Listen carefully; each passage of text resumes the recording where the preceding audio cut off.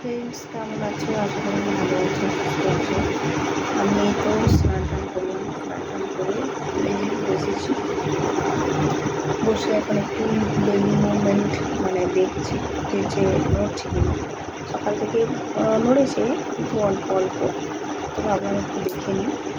আর বৃষ্টি হবে, মেঘ করেছে, খুলে বসেছি। ভাত টাত খাবো, ওষুধ খাবো, ওষুধের পরিমাণটা দেখবো।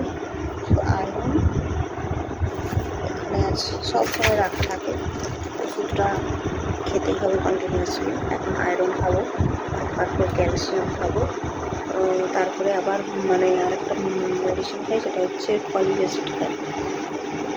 মানে 3টে মেডিসিন এখন খাবো। আর রাতে আছে ভিটামিন আছে, আয়রন আছে। আয়রন 2টো করে খাচ্ছি।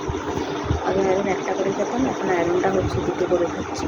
আর 2টো করে খাওয়ার জন্য কী বলতো, ব্লাডটা আমার বেড়েছে। আগে 1টা করে খেতাম বলে ব্লাডটা কমই হচ্ছিল, এমনিতে খুলতেই ছিল, পরে বেশি খেলে ভালো হতো। তো যাকে এখন মেডিসিনটা খাবো। আর তারপরে